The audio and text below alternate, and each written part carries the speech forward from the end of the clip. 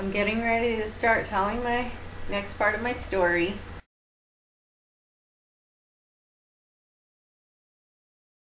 We've been staying in Chattanooga.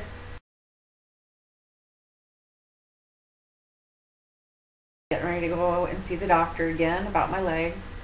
So we're staying in a room instead of the truck. I was going to go on and talk about my story some more and talk about what was going on when me and Tony went to go get our first truck.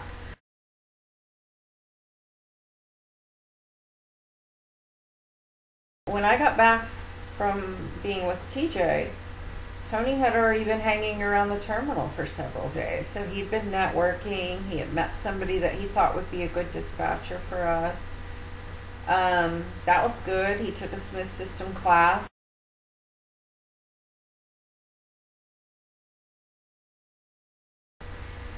JJ was there, and JJ had had a number of problems trying to find someone to team with him.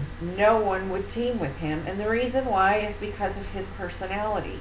He was somebody that when you talked to him for just a few minutes, you were like, oh my gosh, get me away from him.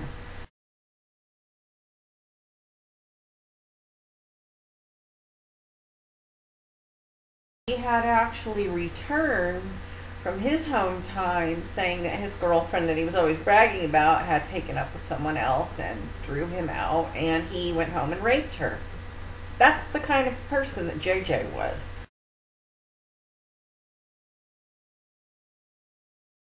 JJ was the kind of guy that thought that that was cool. To go and say, oh, my girlfriend broke up with me, so I went home and raped her on my home time. That's the kind of person that he was. We stayed away from him, but Tony liked to keep in touch with him and sort of instigate his bad personality, and I didn't like that. That's something that I think that people should really pay attention to when they enter this industry. Like I've used the description of lamp wick when I wrote truck driver shortage.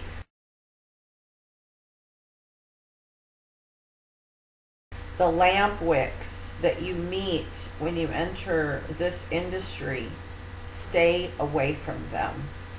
You're guilt by association, especially for women. JJ was somebody that you should stay away from. And I've seen this with women a lot. They say they don't want to be around somebody that's abusive. They say they don't want to have somebody like that in their life, and then show them the biggest asshole in the room, and they go running right to them.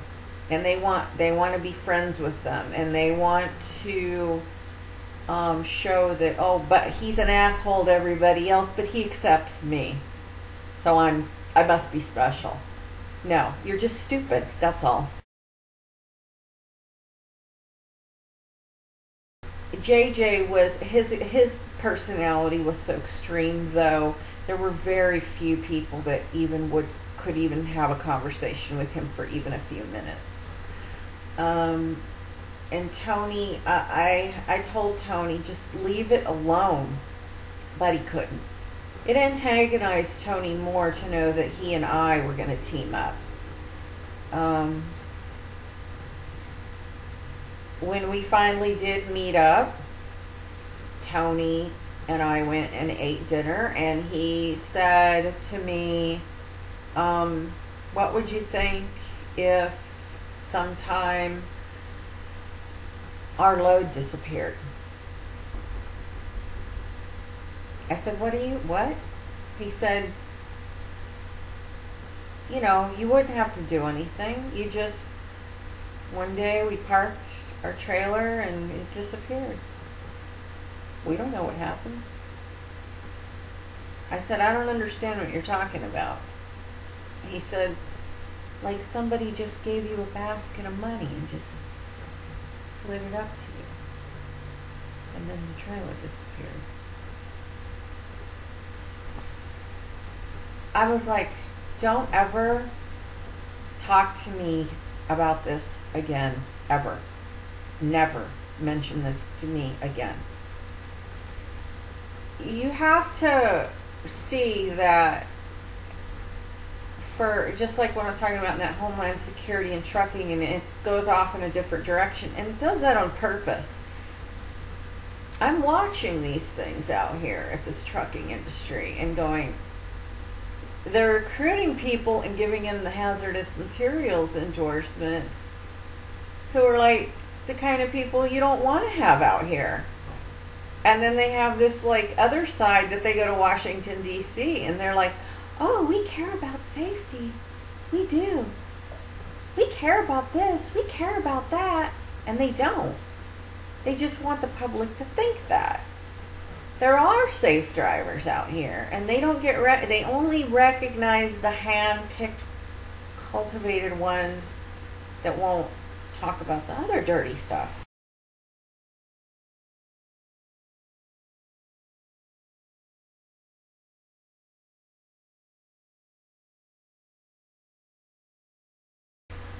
Like, do that on your own time, all right?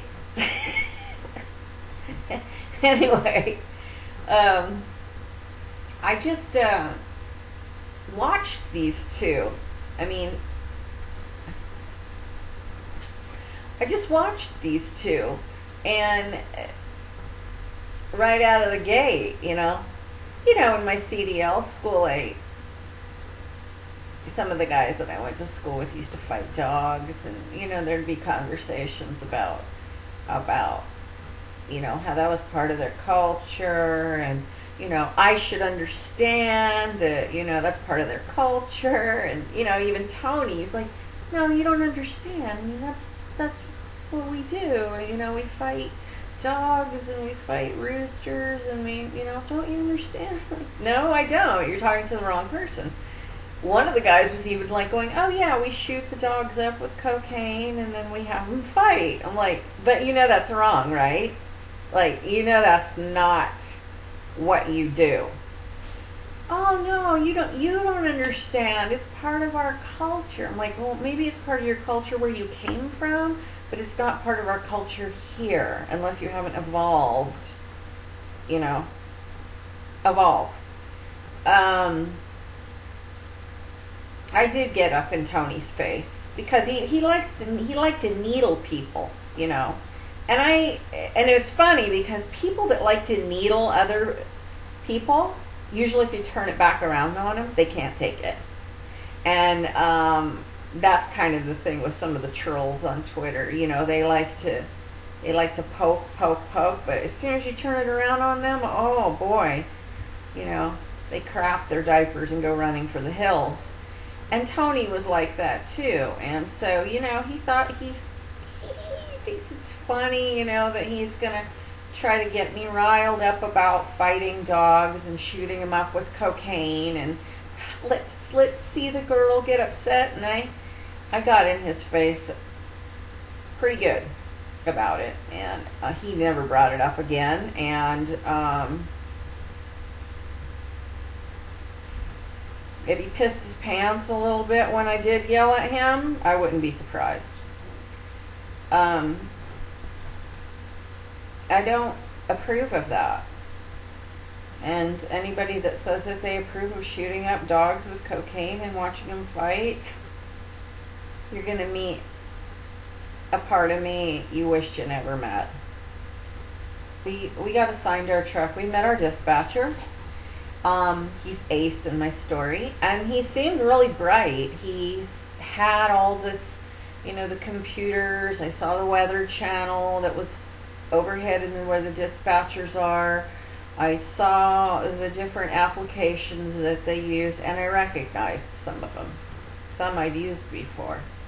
To me, somebody that's computer literate, somebody that knows how logistics work, when I see the computer and I see they have access to maps, and I see that they have access to logistics system and the weather channel, I'm going, okay, these guys are going to know. And I felt confident when we talked to him that he knew we wanted to work and that he wanted to work, and we all were going to make some money. And so we were assigned a task, and that task was to recover a truck. There was lots of trucks at the terminal, but apparently they weren't intended for us. We had to go recover one in Florida from Tennessee. So we rented a car and we drove down to Florida into the Panhandle area, which is not a lot of Hispanics there. Both me and Tony were Hispanic. It was in the area of northern Florida where there's lots of cypress trees, and they don't particularly like Hispanics coming up in their yard looking for stuff when they don't know them. You know what I mean? So we drove down there, and being in the car, that was the first time since we left CDL school that I had been around somebody that I know. Tony did have some things about him that reminded me of my brother.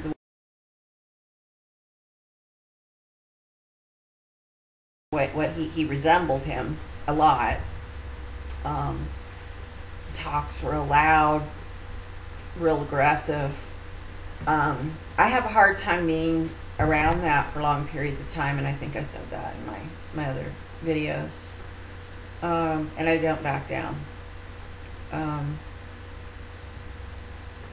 My brother knows that. Tony, I don't think he was prepared for that. The ride down to Florida was really the first time that I had been with somebody that I know. I had met Tony at CDL school, and after going with my trainer, the second trainer, the first co-driver that was temporary, and then the ride back with TJ, I mean, we're going on several months now that I've known him, and also he's kind of the only person that I really knew on a regular basis at this point. A lot of people had been eliminated. 3 months later, a large portion of the people that were at our orientation were already gone. There wasn't that many familiar faces around anymore. So when we rode in the car down to Florida to recover that, it was like the first time I relaxed, and I was like, went to the HR department. He knew that what was in the statement. He was actually more aggressive about it than I was, because he took it like a personal affront to him that he told that guy to leave me alone, and the guy didn't leave me alone. I felt like I was just giving him some fair warning. He and I drove in the car, and I just said, I feel like a big, huge weight has come off my shoulders, and told him about the nightmares, and I told him about my rape, and I told him that the nightmares that I used to have after the rape that happened to me almost 20 years earlier had come back after that incident with the guy in the truck, and he was in them now, and it was causing a problem for me. And he said, why did you get on the truck with somebody like that if you got raped by a black man? And I said, because I don't judge an entire race just because one guy. Tony is the only person that knew about my rape. And he's the only one that knew that the nightmares that I was having were a repeat of recurring nightmares that I had years earlier. That helped him to have a reason to say I was crazy or something later, and I'll explain that. But the rape is relevant because if you followed my story, you'll know that that rape got solved, and I ended up testifying in Texas for a bill that is now a law. And there were people on Twitter that tried to twist my rape around to get people to attack me also.